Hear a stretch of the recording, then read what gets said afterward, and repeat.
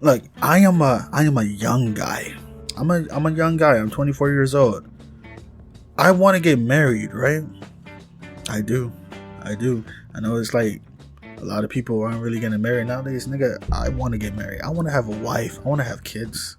I want to wake up to like her sweet face right there. You know what I'm saying? I want to. I love you.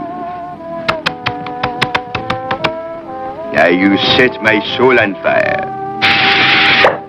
It is not just a little spark. It is a flame.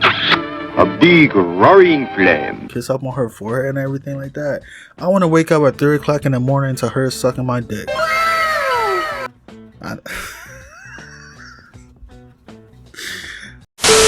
Love lessons, 125 years plus of marriage. Advice in 3 minutes. Let's watch this video, man, because I'm a guy that want to get married. So, like, you know what? Let's get some advice from some people that have been married for like years.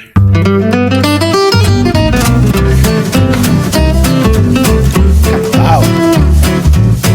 We've been married for 51 years. 54 years. We're celebrating our 25th wedding anniversary this year. Man, I'm telling you, it's kind of true with what the hell they say about Asian people, man. They kind of age well, don't they? Fuck. What the hell they been eating, bro? That makes them age that well. Friday the 13th turned out to be the luckiest day of my life. I think what I love the most about Bruce is he's very kind. She's a good cook. Serene. Hey, ladies, I know you guys hear this shit all the time, but like, it's true. Like, a way to a guy's heart is through his stomach, man. If you're able to make a guy like some good, delicious, hearty meals that fill that hole, because I'm gonna be honest with you, eating out, like from fast food restaurants or going to a restaurant, it doesn't matter how good the food is, it will never satisfy you or hit the same as a home cooked meal. A home cooked meal from your mother or from your wife, bro, or your girlfriend, man. Like, I speak from experience, bro. Maybe it's just me, but fuck. She's a very compassionate person. She is truly the person I always wanted to be. I love her. She is the epitome of serenity. Oh, one surprise to me about marriage after all these years has been what a joy it is at this stage. I didn't know that it would be that wonderful again as it was, before we had all these little screaming mimes. Well, it's not easy. Well, and the And biggest if anybody problem, of thinks course, that you're going to be on your honeymoon for 51 years, it's ridiculous. Sometimes the tunnel's pretty long. Yeah, and dark. Well, it has been an enjoyable challenge because I've been introduced into a culture that I was just totally ignorant of. it was very hard for her, I know that. What But hurt so much? And that's one thing too about like dating people from different cultures, man. It's very interesting. It's very it's like I'm trying to think. It's like taking another breath of fresh air, because it's like, say for example, if you always been dating or sticking to like one race or culture or person that you've been dating for quite some time, and you finally date somebody of a different culture, it's like you're walking to a whole new world, bro. And it's like a whole new world that they can show you and that you can share this experience with this person that they can teach you about, and it's fucking great, bro. Like, I enjoy, like, man, the first time when I dated like a Latina, man, it was very different, eating the different foods and everything like that, hearing the language, learning the language a little bit, seeing and participating in the things that they do, the holidays that they celebrate and everything. It's just yeah, it's like a breath of fresh air, and bro, it's fun. It's fun, man.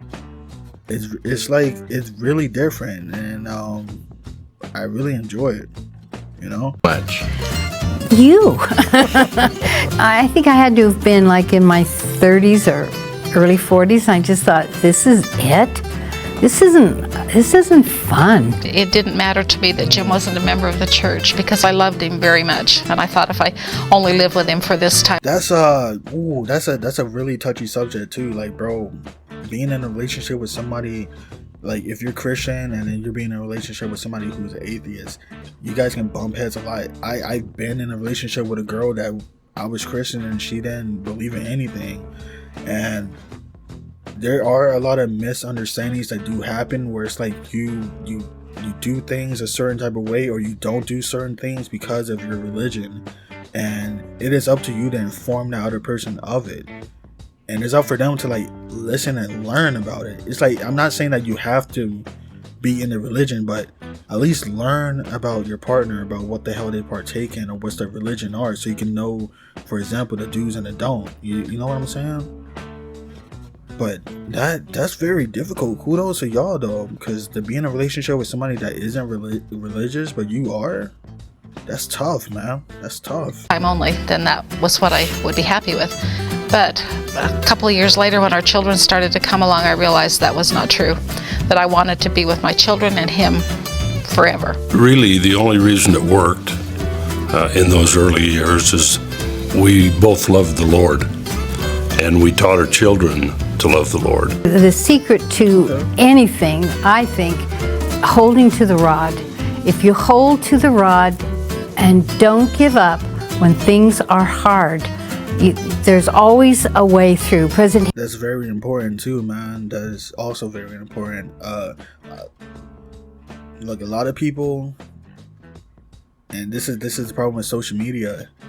The social media gives the impression that there's always someone better out there for you, and most of the times that don't be the case, man.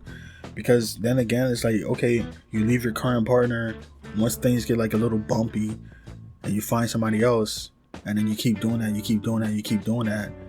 It's like you reach a certain state of age when you're going through so many people and so many experiences where you're gonna run out of people. And it's like, you're not going to take accountability and be like, you know what, maybe I'm the problem. Maybe I need to do some self-reflection there. You're not. Because it doesn't matter. Like, most people are not going to like hear from their friends that, you know what, you fucked up. You're the problem. You know, it's not going to happen.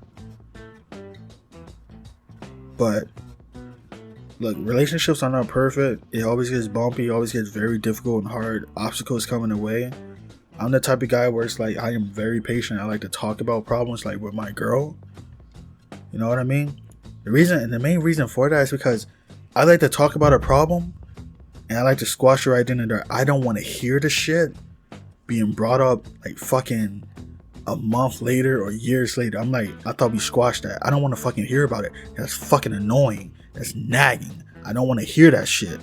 That's why I like to squash the problem right then and there. Let's talk about it. No matter how long it takes you to get over it and for us to squash that shit, I'm willing to do it. It's just, after we squash it, I don't want to hear about it. Hinckley always said it, that this will pass and that things will get better. And things always do get better. So you have to be patient and loving and see where it goes.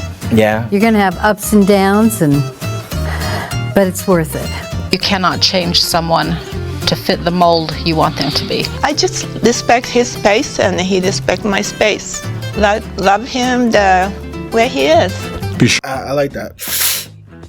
I like that too, because that is very important when it comes to like relationships. Even though you guys may live under the same household and stuff like that, it is very important to give each other your space, because bro, being up somebody's ass all the time gets very annoying and nobody likes it. It doesn't matter how much you love that person.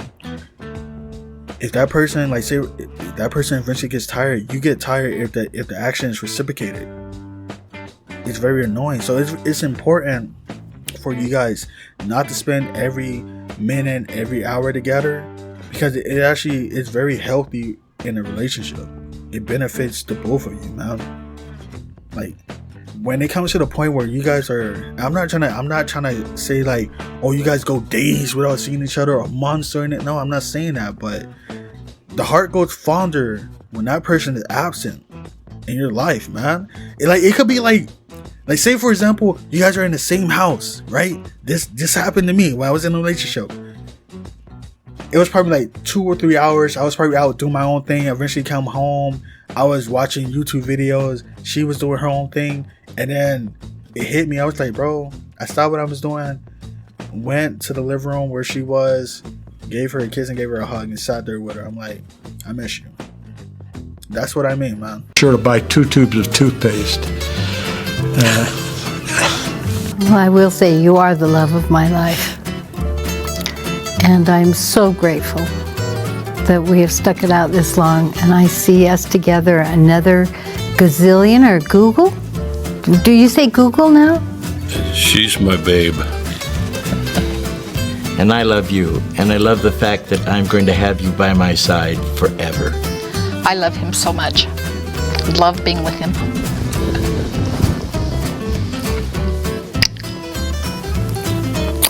How could you not kiss? Yeah. Okay. Hey, that was a nice video, y'all.